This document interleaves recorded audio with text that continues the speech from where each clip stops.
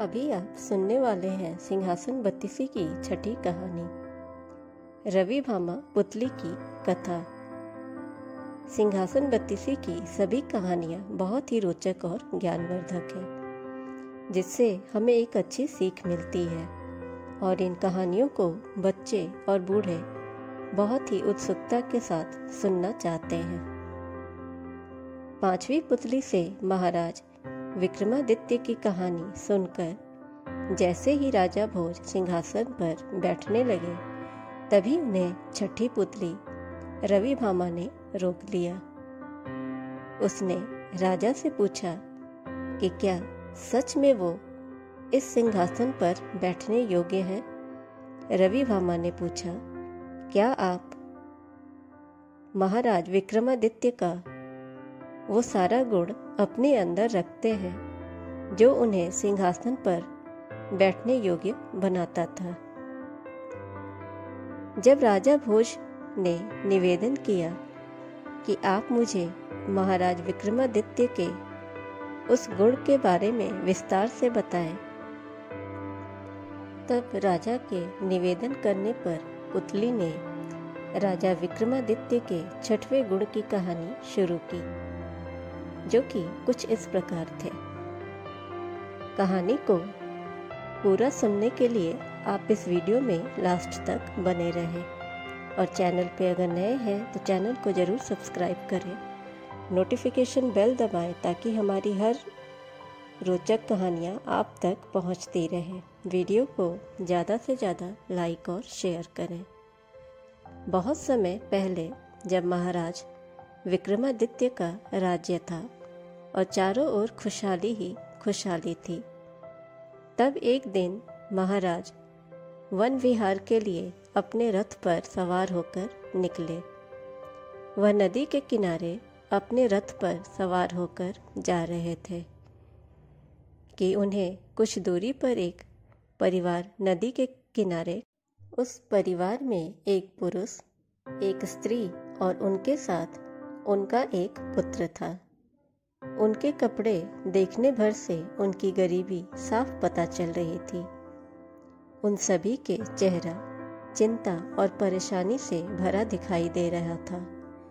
विक्रमादित्य उन सभी को देखते ही रह गए कि अचानक तीनों ने नदी में छलांग लगा दी।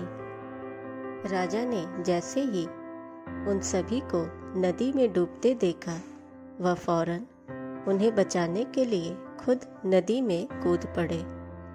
वह अकेले उन तीनों को नहीं बचा सकते थे, इसलिए उन्होंने मदद के लिए वरदान में मिले 2 बेतालों को बुलाया। राजा विक्रमादित्य ने परिवार में शामिल पुरुषों को बचाया, वहीं बेतालों ने स्त्री और पुत्र की जान बचाई।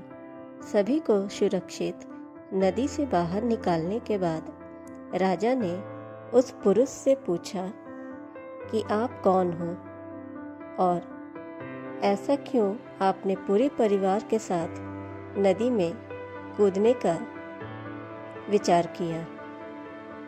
तब पुरुष ने रोते हुए कहा कि मैं एक गरीब ब्राह्मण हूँ और आपके ही राज्य में रहता हूँ। आपके राज्य में सभी आत्मनिर्भर हैं, इसलिए कोई भी मुझे काम देने के लिए तैयार नहीं है। इस हालात में ना तो मेरे पास रहने के लिए घर है और ना ही खाने के लिए भोजन है। इस कारण मेरा पूरा परिवार कई दिन से भूखा है। मैं अपने परिवार को इस तरह भूखा और बिलखते हुए नहीं देख सकता।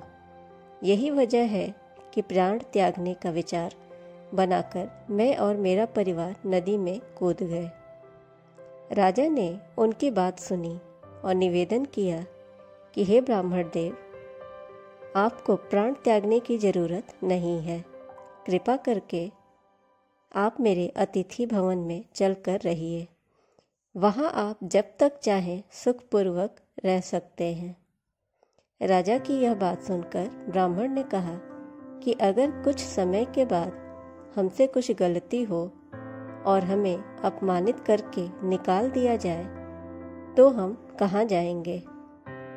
राजा ने उनकी यह बात सुनकर वचन दिया कि उन्हें किसी भी प्रकार का कष्ट नहीं होगा और वह जब तक चाहे तब तक सपरिवार उनके अतिथि भवन में आराम से रह सकते हैं।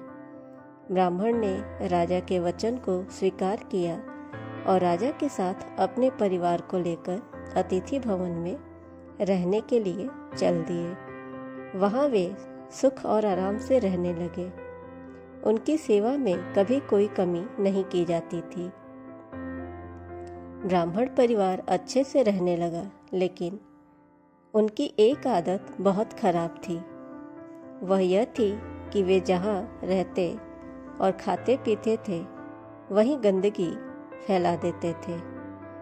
पहने हुए कपड़े कई दिनों तक नहीं बदलते थे। इस वजह से धीरे धीरे पूरा अतिथि भवन गंदा हो गया और वहाँ चारों ओर उस गंदगी की वजह से बदबू भी फैल गई। इस वजह से ब्राह्मण परिवार की सेवा में लगाए गए सभी नौकर वहाँ से भाग गए। राजा को जब इस बात का पता चला तो उन्होंने दूसरे नौकरों को वहाँ भेजा, लेकिन वो भी उस गंदगी और बदबू को अधिक दिन तक सहन नहीं कर पाए।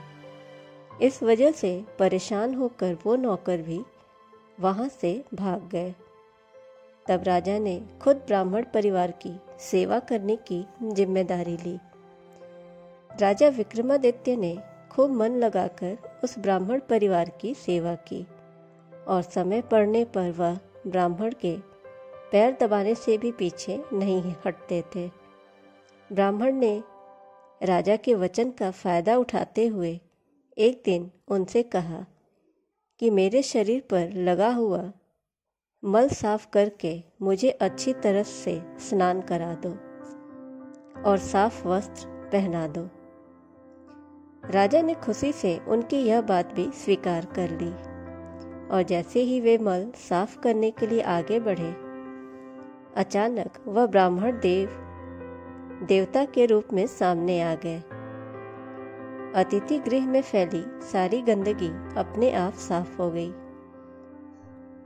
इतना ही नहीं, वह स्थान स्वर्ग के जैसा हो गया और चारों ओर सुगंधित हवा भी बहने लगी। तब देवता ने अपना परिचय देते हुए कहा कि मैं वरुण देव हूँ और आपके नगर में आपकी परीक्षा लेने के लिए आया था। मैंने आपकी अतिथि की सेवा की बहुत ही प्रशंसा सुनी थी, जिस कारण मैं पूरे परिवार के साथ यहाँ आया था। मैं आपकी इस सेवा से बहुत प्रसन्न हूँ और वरदान देता हूँ कि आपके नगर में कभी सूखा नहीं पड़ेगा। आपके नगर के हर खेत से 3 प्रकार की फसलें उगेंगी। राजा ने हाथ जोड़कर वरुण देव को नमस्कार किया और इसके बाद वरुण देव परिवार के साथ वहां से स्वर्ग की ओर चल दिए। महाराज विक्रमादित्य की यह कहानी सुनाते ही रवि भामा वहां से उड़ गई। कहानी से यह सीख मिलती है कि हमें भी अपने घर आए अतिथि की अच्छे से सेवा करनी चाहिए और उन्हें पूरा सम्मान देना चाहिए। हमारे देश में अतिथि को देवता का स्थान दिया गया है, इसलिए कहा जाता है अतिथि देवो भव। सिंहासन बत्तीसी की अगली कहानी के लिए आप चैनल को ज़रूर सब्सक्राइब करें, नोटिफिकेशन बेल दबाएं ताकि हमारी अगली वीडियो आप तक पहुंच पाए। वीडियो को ज़्यादा से ज़्यादा लाइक एंड शेयर करें। मिलते हैं सिंहासन बत्तीसी की अगली कहानी के साथ। Thanks for watching this video.